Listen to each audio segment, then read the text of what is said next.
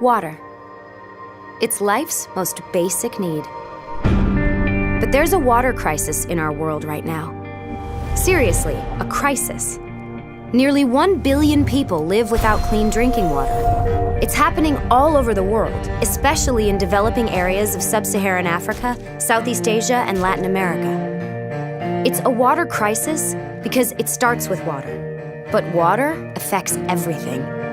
Education, health, poverty, and especially women and children. Let's look at a family caught in the water crisis. It's likely they live on less than $1 a day. When they're thirsty, they can't just turn on the faucet for a nice cold glass of water. They don't have a faucet. Instead, the women and children go off to collect water. Many walk up to 3 hours a day to the nearest swamp, pond, or river to gather water that's been sitting out in the open, exposed to all kinds of germs.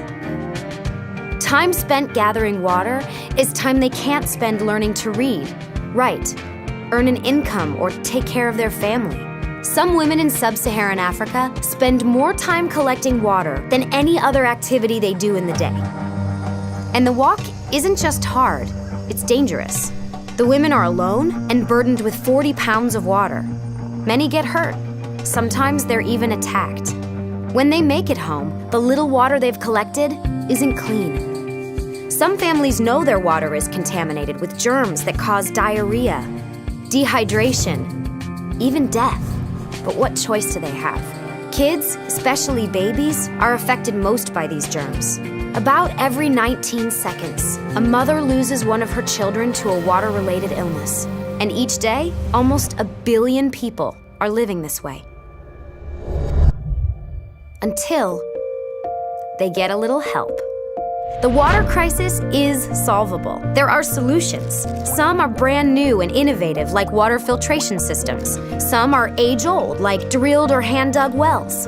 These solutions bring clean water much closer to the people who need it. A safe water project near a village restores hours each day to a person's life. This time, it's opportunity. It's freedom to go to school and get an education, to work or start a business, to raise a family. Africa alone could save 40 billion hours each year. That's the entire annual workforce of France. Clean water means less disease. That's less money spent on medicine, which means more money for books and school uniforms. And if the water project is built near a school, it can increase attendance, especially among young girls. The water crisis is vast, but we can solve it.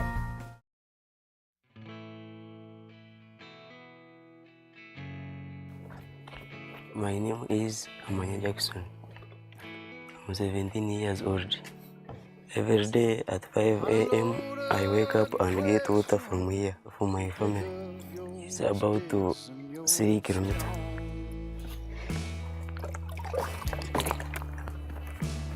I have a school that day. After school, I have come back to fetch water again.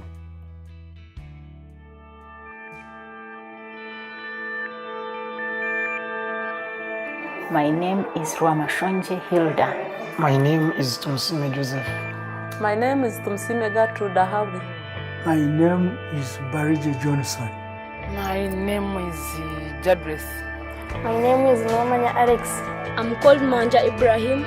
We've got a very big problem with water. Our water well, it is in a swamp. We have rampant typhoid. And at times I don't know what that disease is called, but the children, they get fever and then their whole skin goes yellow.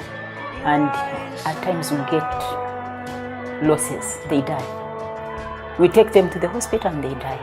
And this thing affects their performance.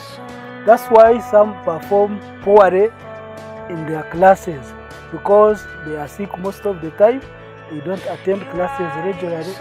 So this problem of water need to be solved. A healthy body makes a healthy mind. But we have a problem of water. The water we use is from the swamp. It's dirty. Making it dirty can lead us to have some diseases, which may lead us not to study When others are studying, you can be in the hospital. By the time we finish our syllabus, most of the people are left behind. They don't perform well to the expected because of that water they are drinking. It is very important to have a good source of water. They fetch the water with their small jerrycans and then they carry the water, go back to school.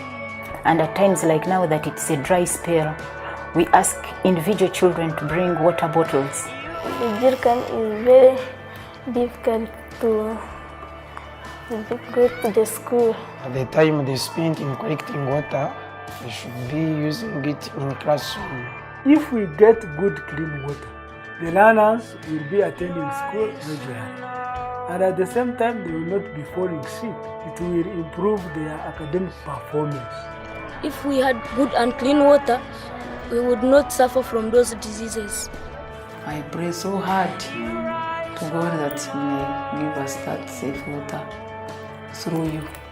So we as a school, we as a community, we should be very, very, very grateful if we had the United States donors coming in to help our community. If these pupils pass, of course it gives us a prestige. We are also proud of it. Because if children pass, we are the teachers who have passed.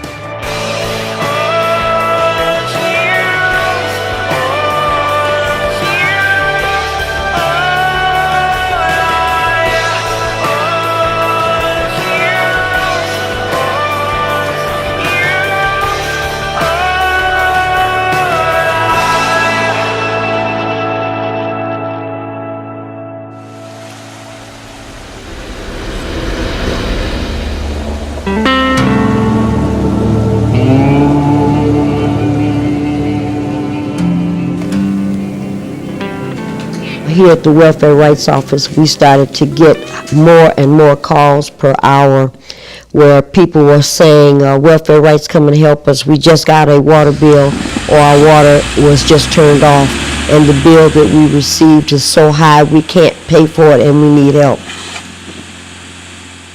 They charge you like 3 times more than the water. If you use 100 cubic feet of water. Every year, the water department has been raising rates for at least 30 years now. Some people are paying up to 20% of their limited income just in water alone.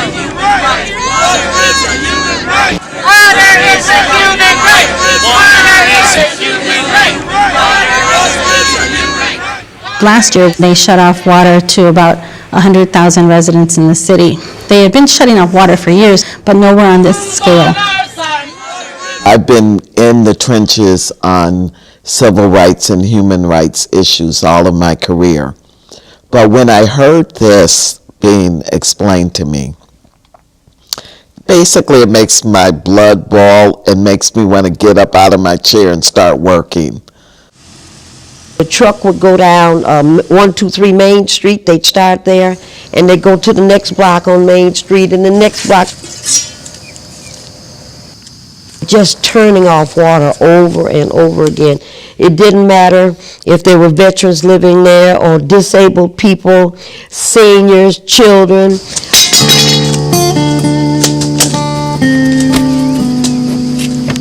They were not saying anything. They just moved through. When they finished, they sprayed a bright blue paint on the sidewalk in front of the home. And so we filed a lawsuit, and our basic issue was, let's stop these shutoffs and let's create a very rational plan to handle a set of circumstances where someone's got behind in their water. It really was irreparable harm that we were able to show the judge, but he went for profits over people and ruled that money was more important, basically, than the human rights that we laid out in front of him.